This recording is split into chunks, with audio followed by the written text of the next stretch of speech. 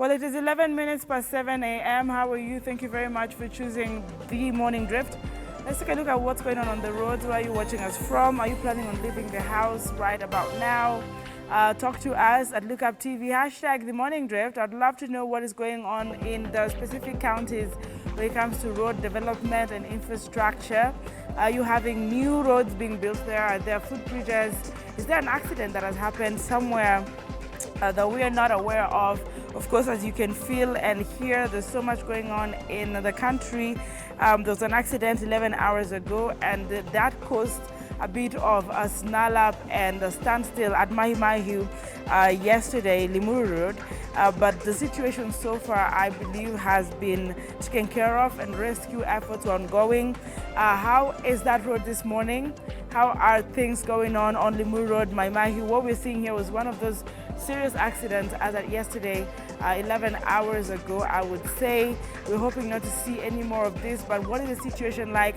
How did the rescue go down? All right, were there casualties and how many? Let us know if you're watching anywhere in Narok, Limuru, Machakos, Kajiado, Garissa, and of course there was an incident at Wajir where there's a vehicle that ran over an explosive. And we are looking to actually tell all the drivers to be vigilant and be very keen and aware on those roads.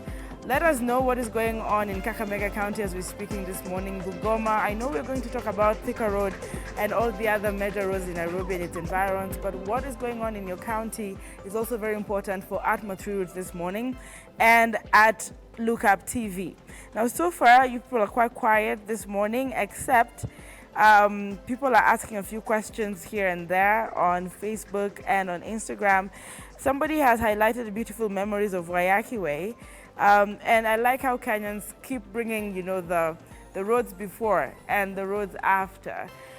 From where you sit as a Kenyan, how do you feel about the changes? The last time we picked Mombasa Road, and they look pretty much, beautiful, okay? But I think there's need for expansion, etc. And there's still a lot of developments going on, even from the updates from the NTSA.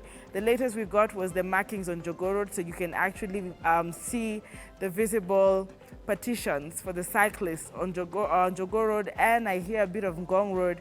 But this is Wayaki Way. This is the beautiful Wayaki Way. I think these are the memories we have. How is Wayaki Way today? The last evening or yesterday morning, pardon me, we had a tweet talking about avoid Wayaki Way, especially at night because it could be a bit dangerous. We also had the official, of course, let us know that there are constructions on Mombasa Road and Wayaki Way. So please be vigilant, proceed with all the patience you can as a driver when it comes to using the routes Wayaki Way and Mombasa Road because of the constructions, the ongoing constructions that are happening right now. So I hope we'll not hear any more accidents on that particular road. It is not a death sentence, okay? You have already been alerted. There is construction going on those two roads. There is a quarry, however, at Katani Road, and one of the passengers and road users is concerned. I will not read the entire tweet, but at Mathri Routes, if you go to at Mathri Routes, you can actually get each of these tweets there. But this is highlighted because it is a road safety matter. And according to at Kipkiri, he says this is not very good for the children who are actually affected. We have schools that are affected. Now there's a quarry operation, Quarry Katani Road, and there is a concern now on the pollution and that the schools there and the pupils there are exposed at the moment. Even as you can see right now on the screen, this is what it takes to actually run a quarry. But is it good for people who are around this particular road and it is done in the day? I don't know what Kipkiril would say is a recommendation, however, to this situation as we're speaking this morning at Kipkiril. Thank you very much for highlighting that at Mathri Routes. And of course, we keep talking to you guys and encouraging you to let us know what is going on in your respective routes via at Mathri Routes. Seems a bit quiet today. Let us know at road safety and safe driving practices, of course, at Kenya Traffic. At Sikika Safety is also a handle that we really appreciate every time we talk about road safety, among other handles. So Kenyans, it is really up to you to get yourself educated on matters when it comes to road safety. I might not say too much this morning, as much as I am being requested to by the public to keep checking, unless we now check other Twitter handles real quick this morning. At Kenya Traffic is something that we need to see. What are they saying this morning in regards to traffic on different major roads in Nairobi? Now, we also ask people, do you know the traffic laws? All right. As we are checking through the Kenya Traffic, as we can see this morning, pretty much nothing is happening when it comes to updating of the roads. But you're being told it is illegal to talk on phone while driving, so don't do it. And of course, that again is at Mathilde. As you're seeing, what she's doing is talking on phone. Her concentration is divided here and there. So it's very, very important that I remind you this morning, according to the laws, and that is you can follow at Kenya Traffic Laws. They're reminding you that it is illegal to actually drive and use the phone all at the same time. Let's take a look at another thing that has been highlighted this morning. Well, basically, a lot of our handles are quiet, and we might just have to now go back again at Mathilde and see what they are saying, if anything has developed so far. Let's just take a look at Mathilde as we conclude on matters road safety. Well, so far it's required. What is going on Thika Road? Langata, anyone who is using the CBD, a survey, how is around Utali, Pangani, all those who are using Thika Road, Roysambu, today you're a bit quiet. Yes, Kasarani, you're all okay? Let us know as we continue talking about road safety this morning. I would love to know how the roads are. If there's an accident, also alert us so we can engage with the authorities. Now today we want to take a look at something a bit more crucial, and most of you overlook it. We will also demonstrate live on set how some of these things work. We'll have our kits on set, and we will show you step by step how to do or carry out a first aid on an accident scene, all right? On a victim, if that's the right word to use. How do you carry out this? And of course, the company, an organization on set, will unveil themselves to you, ask as many questions. I know Kenyans have questions of how much time do you take to get to us with your ambulance, all right? What is required? What's your hotline? How do we reach you? Which is the nearest one that I need to call? If I have my own kits, what are the things I should ensure I have packaged in this first aid kits? Now, what I'm talking about is the first aid, all right? What you should first look at, what you should do, how you should proceed with your first aid gestures, what you should learn, should you take some training, how long should the training be, how sure are you that you are ready to carry out a first aid, including things like how to control your emotions and panicking, you know? So join me today on the Arrive Alive segment. It's a calm morning, and I'm very honored to have my guests on set. Karibu sana, how are you? Thank you. I'm pretty good. How It's about good you? to have you. I'm good. I'm actually excited, and I'm looking forward to the demonstrations in a short while. All right. Ian, Yes, Ian is the name. please take your minute to just, familiarize with the viewer. I'm hoping that is your camera. Okay. You can, because I told them you'll unveil yourself. I didn't want to actually, say it. I don't want to steal the moment. Yeah. But karibu sana. Thank you. Yes. So my name is Ian. I'm a trainer with St. John Ambulance and also a paramedic with them. Mm-hmm. Yes. So we are here with St. John Ambulance. A lot of people usually want to get in touch with you, especially at the moment of a crash. And the first question I will ask is, everyone who undertakes first aid, even at a place of crash, do they have to be professional? Do they have to be trained? Yes. Basically, you have to be trained because most of how we manage the incident, it's either we're making it worse than making it better. Okay. In mind, we're thinking yes, we're making it good, but we're making it worse. Okay. Take a good instance. Road traffic accidents. Yes. Okay, some people will just pick somebody and just put in the car, not knowing where the bleeding is or the fracture. So in mind, yes, you're helping, but you haven't controlled. So if you take a first aid class, you'll know how or the steps in which to manage this person. How fast should you get this person to hospital? What are the means? Okay, so that is why we keep on insisting first aid comes in as a key. I like when you talk about control. a lot of people don't think of control, they think of risk. You're like, pop, let's just do this as fast as we can. Yeah. We're talking about incidents of hit and run, for example. Last time I had an EMT as well on set, and we asked about the border crashes. It wasn't very clear. You want to give a bit of these incidents for like point 1 or 2 examples, and what the control really is before you carry out the first aid or actually put them in the car. Okay. Yes. One, if when you get to a scene, what you're going to be doing, you're going to do an assessment. Okay. You need to know. Okay, it's a hit and run. So, how is the casualty first of all? So you basically do an assessment. You get to look at the airway, then you do what we call the top-to-toe survey. This is an examination of the whole body, Yes. so that you can know do they have a fracture. Okay. There are those fractures that we categorize them as a Harry case. Okay. Okay. Any fracture below from the waistline going below, these are long bones, so we're going to categorize them as a Harry case. Any injury to the head, again, it's a Harry case. Okay. Again, to the body, you might be having penetrating chest wounds or something that is causing much more further. So that's the main reason why we're doing the top-to-toe survey, so that you know which do I need to do very fast and make sure they get to a hospital, or I can sit around and check what's happening to this guy.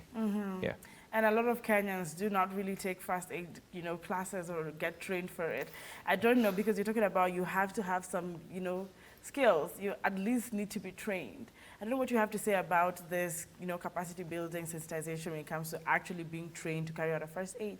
Because I can tell you, I mean, I don't have the facts, but I could say majority of Kenyans don't really get that.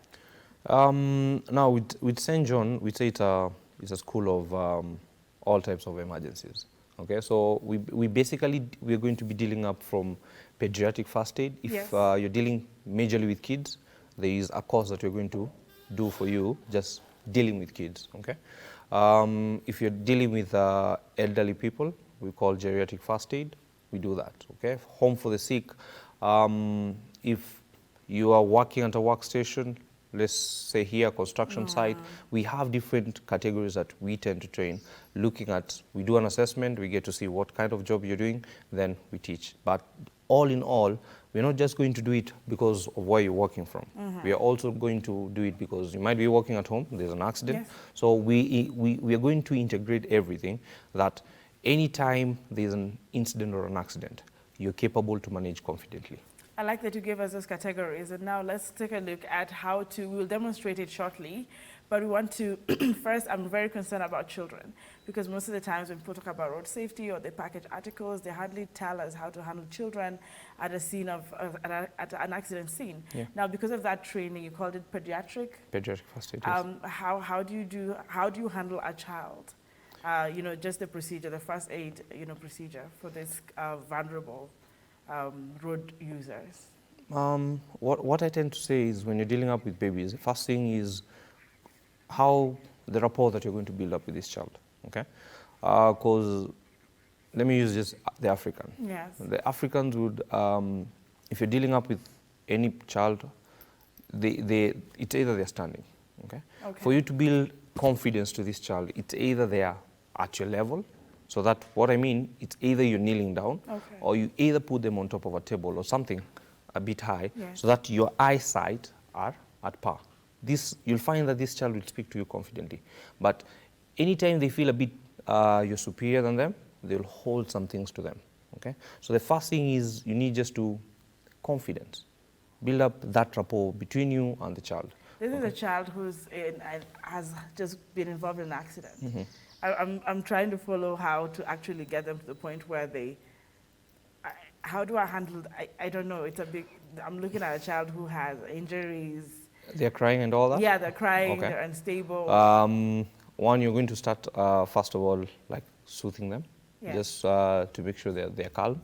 Show them it's something a little bit. If the parent is there, let the parent handle that child, okay? The best thing is the parent should be holding the child to the lap. So that confidence, they know that there is somebody who protects them, is close by, okay? So anything that you want to do, first of all, show it to their parent, okay? And then if it's not that of a hurry case, you let the parent just try to demonstrate a little bit, explain to them, okay? So you'll find that, yes, they're gaining that confidence, okay? Yes. And when you're dealing up with babies, you do not start examining from the head, because if you start examining from the head, they're never comfortable with you. So you start from the lower side, coming all the way to the head. So this should be the last point, okay? You've seen even how most people tend to wash their kids. Yes, yes. If they start with the head, man, that's going to be a long, long They're day. going to cry But then. if you start from the lower side, Yes. then things are quite good.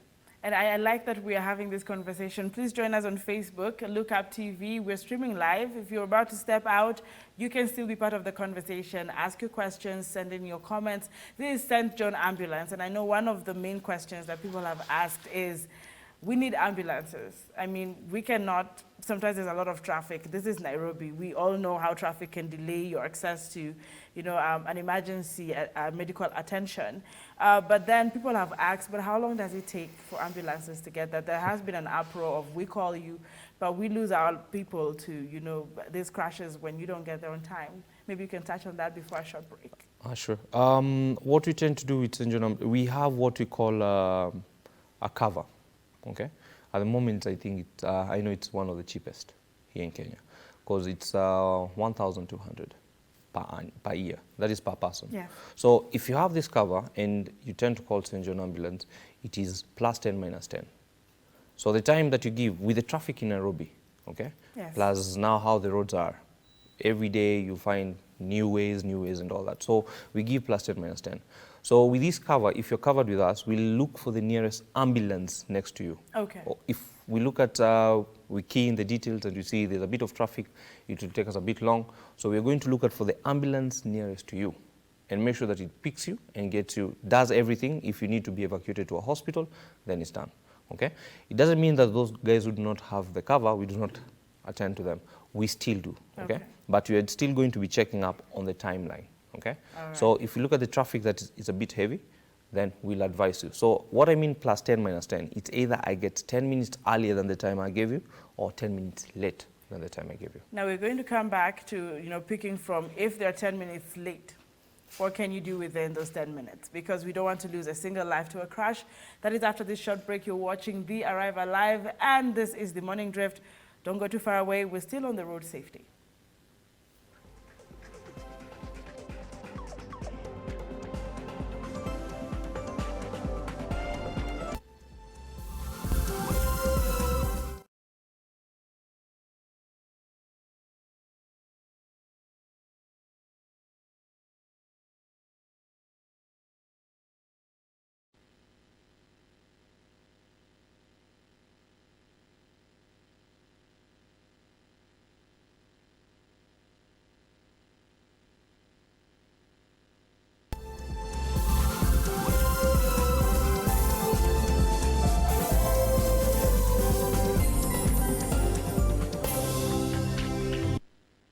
Welcome back. This is The Morning Drift, and thank you very much for keeping it The Arrive Alive. And of course, a great shout out to one Mr. Woro Ted, David Kahara, Joyce Kimari, and of course, Shishi all the way from Zambia. We also want to appreciate Scott Marshall in Canada. Everyone else is watching us across the world. Thank you very much for being part of The Morning Drift. Now, if you are also part of the social media family, Kevin, Ayonge, you know, and many of you who are retweeting, thank you very much. Adam Jasinski, I really hope I pronounced that correctly. Thank you for the love. Edgar Hanson Mwanyahururu, I have your reflector and a lot more hampers for you. Please make your way to the studios so you can receive your hampers. James Kinyo saying, good morning, Anki. I love the sunshine you put against that. Good morning. Thank you for the vibe. And Red Ruby says, yes, St. John Ambulance, Kenya, let's learn together. Edwin Kipkirui, good morning, Anki, following the conversation closely. Now, today we're talking about first aid. You know, the first aid that you give at a crash, or I would say to an accident victim. And I'm here with Ian, who is a paramedic at St. John Ambulance. We're going to also share the hotlines and how to reach them. Maybe you Google the wrong numbers, okay? Maybe if we give you fast-hand the numbers here, it could be a little more helpful. We're also going to demonstrate live here in studio how exactly to handle an accident victim at the scene, even before you get to call an ambulance. Welcome back on set. Thank you. Now, we're going to go into the demonstration, the illustration, but before we do, people are asking, people are asking right here on Facebook. Sure. How then do we get to reach, you know, St. John Ambulance? Yeah, hotlines, even as we're speaking, maybe there's an accident going on because it's the morning, a lot of things happen. So maybe as they're watching, this would be of help. Okay. Yes. Our hotline is 0722 85 2122 8565. Again. 2122 8565. And as much as that is happening, is there some app, is there an online, is there websites that they can move to real quick if they don't have airtime? Or is it free to call your hotline? It's not free to call, but what we tend to do is anytime we receive a caller, we immediately will tell you we are calling you back. We'll hang, amazing. we'll just avoid credit and all those issues. Okay. So we kindly do not stay away from the phone or kindly pick up. We're just calling you back. Okay? Amazing. So we will just hang your phone, then now we call you. Yeah. Yeah, so just in case they hang up on you and you thought they were just hanging up on you, maybe you were in a panic mode, they call back, all right? So just hang on, calm down, and they'll call back. I think that is important because at the scenes of accidents, there's a lot of panic and fear and pressure. So as you're speaking this morning and you're making those calls, a reminder now is to calm down. Sure. We have a lot of these first aid kits, and at some point it's been a law. I think it's a law that we have them in matatus, in our public PSVs, in actually any car. Yeah. And hopefully even with the motorcycle riders. But what should actually be in that kit? Most of the first aid I've seen in matatus, they tend to have a gauze, cotton wool, and a spirit. That's all? That's all, okay? But the standard first aid should have couples of things, okay? This will start from gloves. You just need to protect yourself against any infection from anyone. We have triangular bandages. Okay, they're going to be helping how to tie or even to stop a bleeding. We have gauzes, we have the sterile dressings, okay? Because most of the time with the sterile dressing, they come in as a key. Okay. Okay, because most of the time you'll find people are touching things, then back again touching the wound. Yes. Okay, we are trying to prevent infection because we always say it's not the wound that kills, it's the infection. Okay, so we are trying to control that as much as we can. Okay, so that is one thing that we need to be having. Then we have scissors.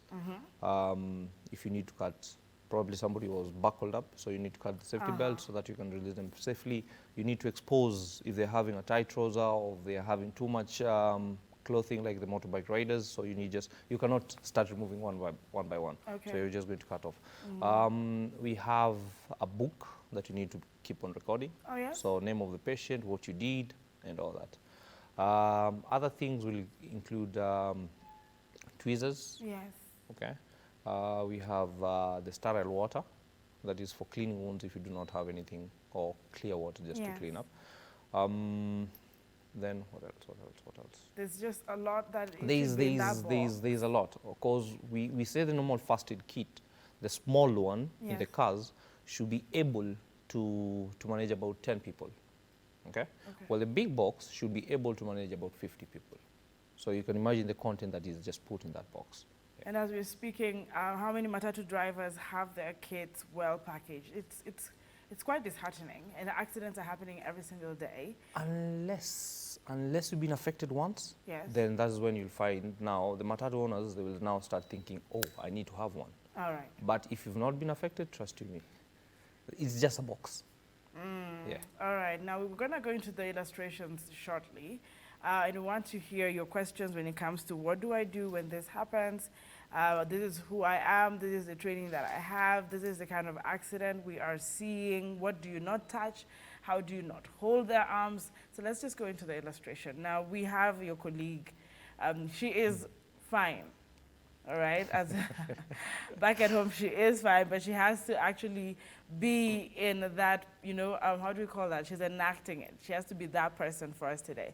So you let us know, you know, in whichever order, the type of accident we're seeing, the kind of fracture we're probably going to be working on, and you can also stand to just illustrate how this should be done.